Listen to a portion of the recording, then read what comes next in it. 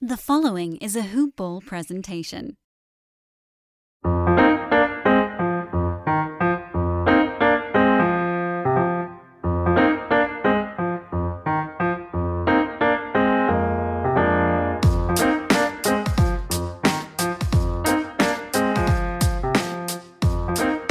Ballers!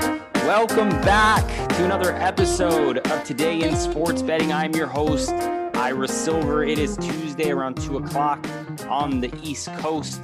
I got my man, Devin Ellington with me and John Ryan. Devin, how are you today? I am living the dream, man. I wish that both of the dogs would have bit last night, but I'll take one.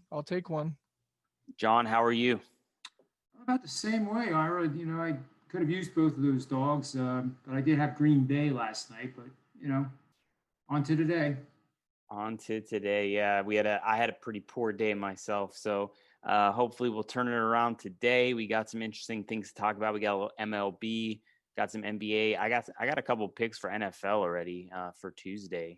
Looking forward to next week's game. So let's jump right into it. Before we do, as always, give a shout out to our sponsors over at manscaped.com. Go check out the new and improved Lawnmower 3.0 with their water-resistant technology. It is fantastic. I love mine. So should you. Go to manscaped.com, type in the promo code HoopBall20. That's HOOPBALL20 at manscaped.com. Get 20% off and free shipping. We're going to kick this off. I doubt anyone will hear this pod and get this play in before it goes. But we got the Miami Marlins and Alcantara against Fried and the Braves. The Braves are a huge favorite in this one. Minus 220 over under 8 with the Marlins on the comeback at plus 180. I already bet the Marlins plus 182. I bet them plus 1.5, minus 110 as well. I just think that they match up pretty good against this Braves team, and if the pitching can give them a little bit of run here, I think that the Marlins can pull out the victory here. John, I'll throw this one to you. Any thoughts on this Miami-Atlanta game? Yeah, I'm on board with you, Ira. I think clearly the value, which is a word I don't like, but in this situation, it is certainly a valid point is to be on the Marlins. And I like Sandy Alcantara, and I have some metrics in that are from the high-end category. It comes from Baseball Savant, if you guys are familiar with them. So I give credit to Dan over there for that. So I use those numbers. I've been able to import them into my models as well. But anyway, Max Fried does have one of the lowest exit velocities in Major League Baseball at 83 miles an hour. Just 23% of his batted balls are defined as hard hit. And on paper, significantly better metrics than Alcantara. However, if you look at their K percentage and walk percentage per at bat, they're near equals. And further, the percentage of barreled pitches are at excellent levels, with Fried having the better percentage by a modest amount. And overall, the categories still reveal that there is great opportunity to get a near 2-to-1 dog with an excellent pitcher on the mound. Yeah, I also bet the Marlins to win the series, which is, yeah, I agree. I guess a little crazy here, but I thought that the value was there, so I went ahead and did it. I think I got 240 on the series, so I definitely laid that. I definitely got down on that as well. Devin, what do you got to say here? You like the fish, or you like the Braves? After hearing you guys talk about it, I was a little apprehensive at first, but I like those velocity and numbers for Fried, because if you look at this Marlins team, I don't think their hitting metrics really are dependent on exit velocity and power. You have guys that are veterans like Matt Joyce and the Dirty Bird, Mr. Birdie, that get out there and they just do what they need to do to be able to get the ball in play. And I think you're seeing the younger guys take that approach also. So the exit velocity actually doesn't worry me that much. So, yeah. Yeah, I think the Marlins get the victory today, so hopefully we're right about that one. Next game on the board, we got the Houston Astros and Valdez, the lefty, against Manea and the Athletics, another lefty. Minus 110 to both sides is what I'm seeing here in mybookie.ag. Over under 9 runs, shaded to the over minus 120. John, Give us some thoughts here on this one, lefty versus lefty, Astros Athletics. Well, we were wrong with the A's yesterday. That was one of my 7 stars. I think I actually gave it out as a free 7-star pick, so it wasn't too much free about that. But I like the A's again tonight. They are a team that I actually bet to win the World Series. And I know that's a long shot, but that's how everything came out. Plus, it would be pretty cool to see the Moneyball, Billy Bean, real guy, actually win it. So I inherently like cheering for the Dogs. If you look at their lineups, nobody really has tremendous exit velocities like you see on the Yankees squad and the Dodgers. They do have Matt Olson and Sean Murphy, which are in the 92 range on average. But these are both teams that are hitting teams that can string singles, doubles together. And statistically speaking, the greatest rally killer is actually not done by the defense, but it's called the 3-run homer. And believe it or not, that is the truth. A 3-run homer will stop any crooked number from getting bigger. So I think with this lineup in place and the way the Oakland A's play fundamentally sound baseball, and they're not afraid to hit the other way, they're not afraid to, it's not embarrassing for them to hit behind the runner and advance a teammate to scoring position. And I say that sarcastically because a lot of teams, I think, have lost that focus. So I like the A's to come back here in a big game. I also like them to eliminate the Houston Astros and move on to the ALCS. Ooh, a little series price on the A's down 1-0. I like it. I might have to take a look at that one myself. Devin, I know you were on the Astros last night. Are you with us today on the A's, or are you going opposite again, man? I hate when we're on the opposite sides. Yeah. Yeah, imagine how I felt yesterday being the, 2-1 guy. I think I'm probably just going to look at the first 5 under here. I was incorrect. I said yesterday that Framber Valdez hasn't been in this postseason rotation, but look here he is. He's going to be starting today. So I don't think he made any starts prior to this one though. So he was a really good first 5 under pitcher throughout this regular season. And I know I went on the point about regular season to postseason. But like you said, we got some fundamental ball clubs here, some really good old school managers and Dusty Baker and Bob Melvin. They're going to look at capitalizing when they need to. And if you can do that here and there in the 5th, sure, but you're really going to set yourself up for the back half of the game, in my opinion. A's plus 180 to win the series, by the way. Just looked it up. We got another here's a back-to-back days here for the Yankees and the Rays as well. We got the Rays and Glasnow on the mound against Davy Garcia and the Yankees. The Yankees even money. Rays are slight favorites here, minus 120, over under 8.5. Shaded to the over minus 115. John, we were let down by the Tampa Bay Rays yesterday. Started the game off pretty good, and a lot attributed to what you said. Garrett Cole's his launch angle from the bats, and gave up a couple home runs early in the game. But nonetheless, the Yankees come back and roar to a big victory yesterday against the Rays. So we did not cash any tickets there. Are you seeing anything tonight in this game that makes you play one side or total here? I think the side is the Rays. It's a similar game matchup as the Oakland A's situation is. The Rays are a very good team just by their record, win-loss record. Glasnow has pitched pretty decently. He has a much better launch angle of 13.4 degrees, average exit velocity of 90 miles an hour, which is average. But, when you're going against a power hitting team, you want to keep the ball down the zone, right? And a 13.4 launch angle is certainly much better than what Garcia has at 23. 23 are the balls that leave the park and end up on somebody's mantle.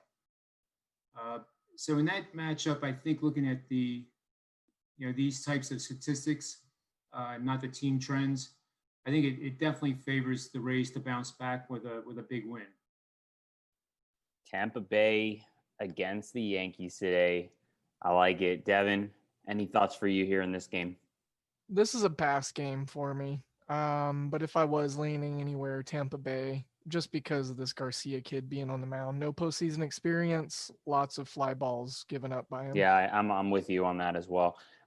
We got a starting pitcher in the San Diego Padres game, which was just announced a few moments prior to us recording, and that's going to be Clevenger on the mound for the Padres against Walker Buehler and the Dodgers. Dodgers minus 170, Padres plus 140, over under 8.5 shaded to the over at minus 115. Surprise, surprise.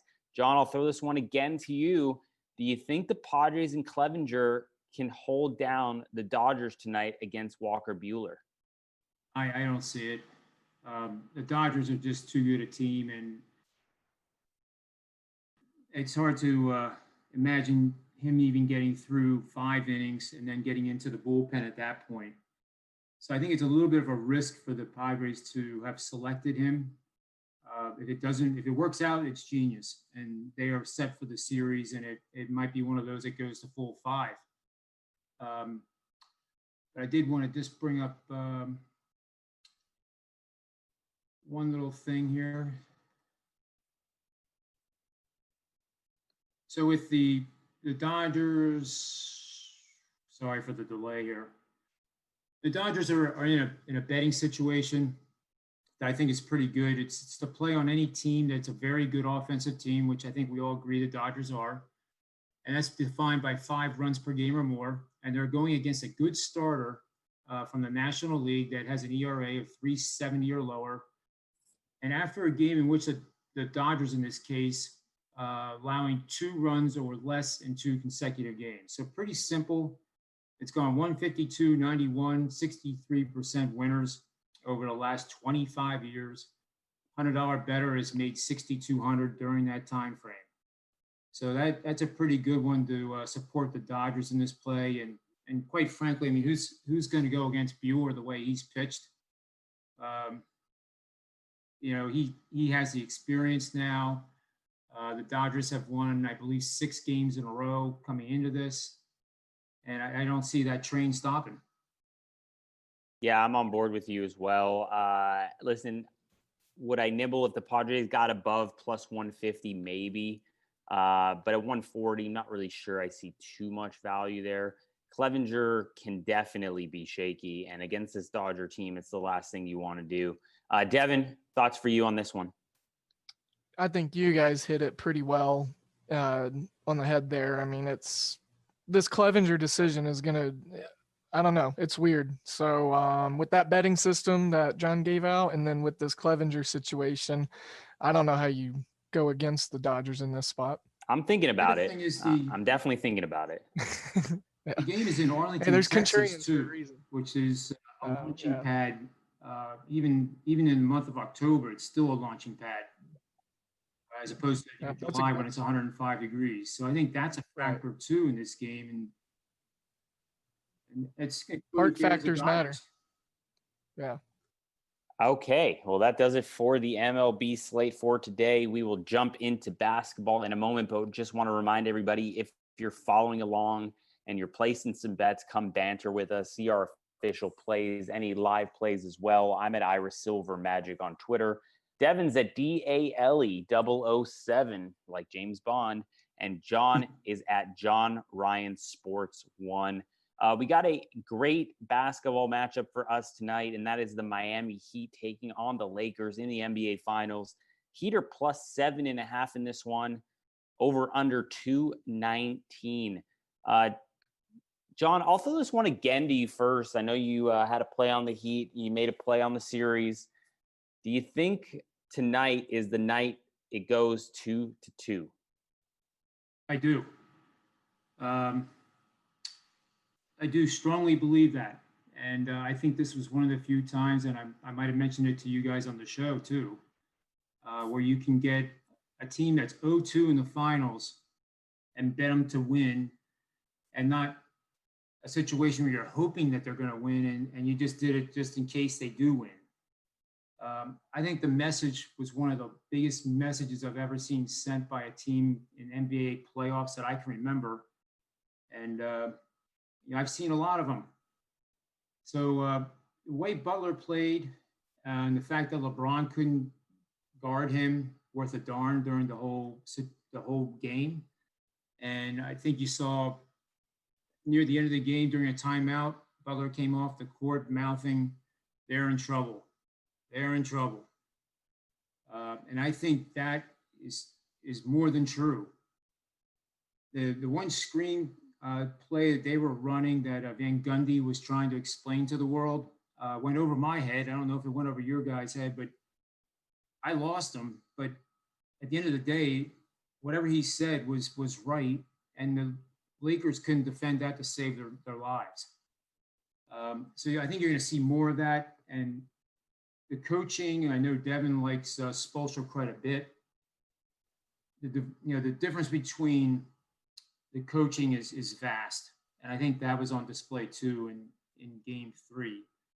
And I was on Twitter. I did find a tweet where I did say, 0-2, the Heat can still win this, and this is the time to bet them. And I think they are going to do it. And to recap why, you've had 3 NBA teams with 3 leading scorers of different names in each of the previous 3 rounds. So each round of the playoffs, they have a different high score, different leader, and the Heat did that. The previous 3 teams were 3-0 in the finals. They ended up champions. So, I can't argue that. I got the Heat in addition to the other day at plus 850 going into the night. And Jimmy Butler at plus 1,100. I mean, how can you not take that for a couple bucks? Yeah, I saw that too. I was thinking about that one this morning, actually. Jimmy Butler win the MVP, 11-1. Devin, I'll throw it again to you. Second here, give us your thoughts on tonight's NBA Finals. So I'm actually looking at the under of, I locked into 18.5. Right around this series, they've been floating around that number. First game, I think, went 213 as the total. I think this is a game where the Heat have a good shot at winning, but if they do it, they're going to have to play phenomenal defense, which they've done on a regular basis throughout the season and this postseason. And I'm looking for maybe a really poor shooting night from the Lakers. You saw them kind of fizzle out towards the end of this last game. So I'm looking at maybe that carrying over into at least the first half to help me get to that under.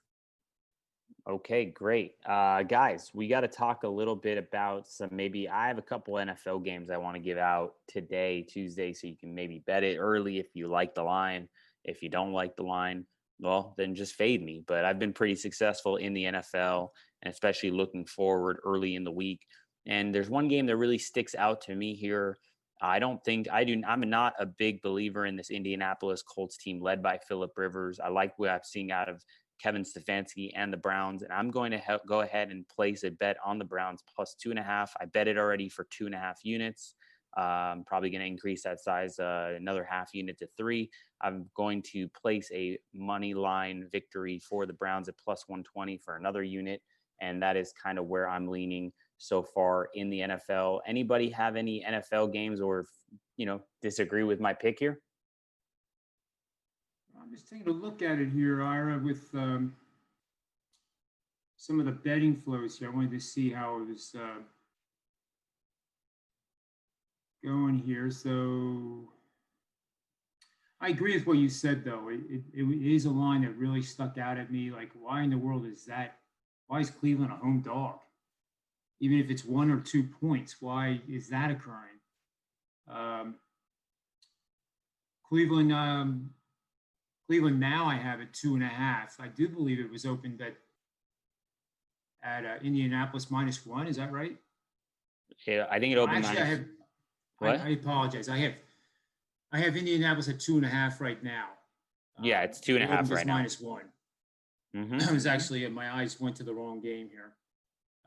So far you have 50-50 money, but 77% of the money is on the Colts.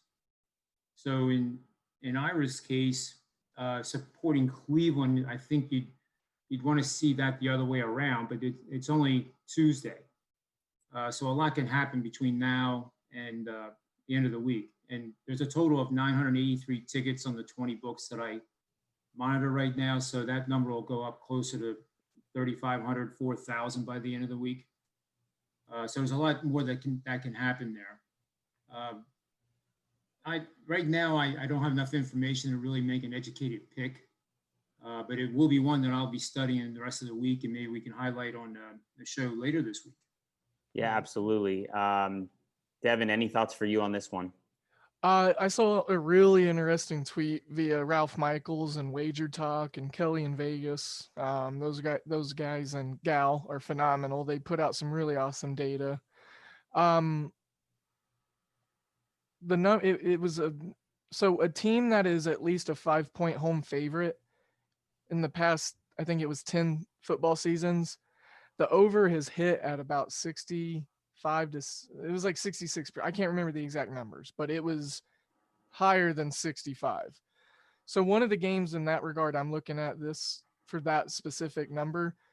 Jacksonville on the road against Houston, over 54. It opened at 52.5, so we got 1.5 points of steam already.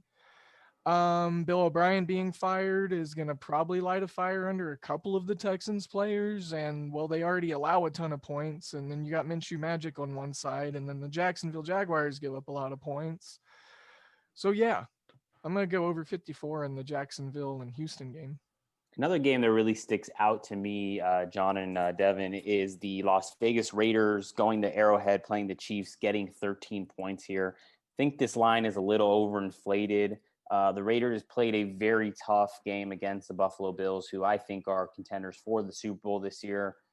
This line's 13 right now. I think it's a little overvalued on the Chiefs right here. I think this line should be more like 9.5, 10.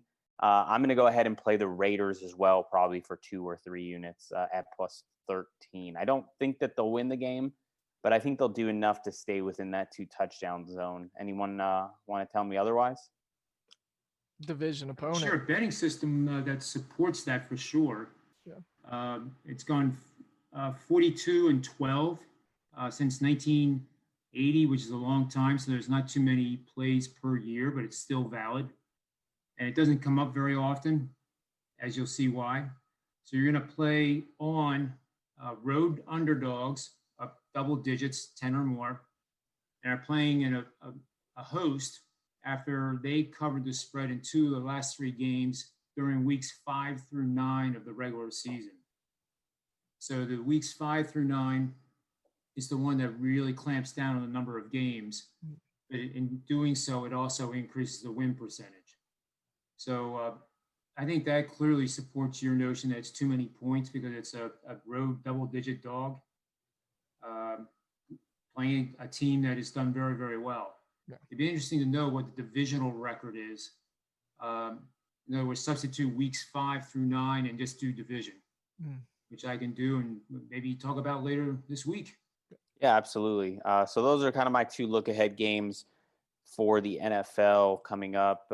Devin, I know you kind of want to maybe touch upon 1 or 2 NCAA games. We got some good action this week. I know you already gave out the over in the Red River Shootout, or the former Red River Shootout. Anything catching your eye as of right now in the NCAA? Yeah, so just to rehash the total on that, I am sticking with the over. I just did my math wrong on the episode yesterday because I gave out a score 30-35, but maybe it was the too much coffee or the Oklahoma public education. But there was someone on Twitter that liked the play but also corrected my math. So I just wanted to say I apologize to the listeners for my poor arithmetic skills. Friday night, I think we have a really good opportunity to make some money. Louisville -6. It's, for some reason, Georgia Tech's getting some steam, and now it's down to 4.5 to Louisville as the road favorite. Georgia Tech's a very, very, very, very young team, and they're probably going to be down 7 guys this game. They don't have depth to begin with.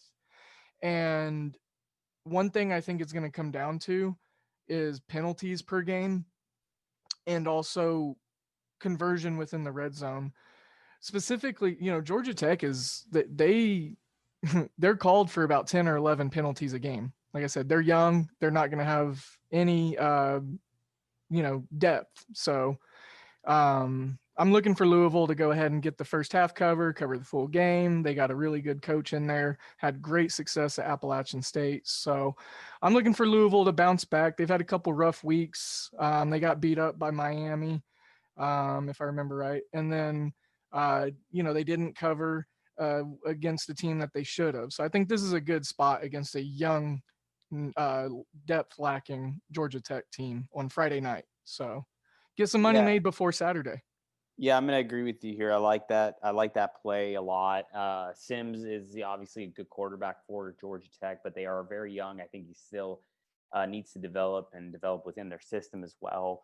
I do like the Cardinals. I do like their quarterback as well. I think that they are much better than 4.5-point favorites here in this one, and I'm going to ride with you on that one as well. John, any final thoughts before we say goodbye to everybody? I know it's a kind of a short show today, but not too much to cover. We'll have a very long episode, I'm sure, on Thursday or Friday regarding the NFL and NCAA as well. I guess the number one thing to do if you like the metrics I have, just keep checking the Twitter and follow me, obviously. Devin and Ira do a great job of retweeting my stuff too, in case you're not there right when I release it. But as we get closer and closer to Saturday, there'll be more and more individual team-specific trends and situations I'll share with everybody that hopefully, gives you a head start and some eye-opening information to make you pick better bets. And, yeah, absolutely. I think that's what we're all about here. Yeah, that's what it's all about. It's just about getting good information, making solid plays. You're going to win, you're going to lose. Hopefully we win more than we lose. But as long as we have the insight and the good information and the good trends and things like that, that's really what matters, because it's not about your performance. It's about the process, right? If you are just winning and you don't know why, or you just like a side because they're your favorite team, that's not what betting is about. Betting is about getting value. Like, we're taking the Marlins today because there's value on the number, right? Like, we're not taking them because we think that they should win this game. No, because Vegas is obviously saying that Atlanta Braves are a big $2 favorite or more, right? So why are we taking the Marlins? Because there's a lot of value there. Anyways, that's all for us today. I'm at Ira Silver Magic. Devin's at DALE007. John is at John Ryan Sports 1 on Twitter. Follow us along. Rate us 5 stars. Leave a review. We'd love to hear from you guys. Thank you. Let's go win some money, and we'll see you next time.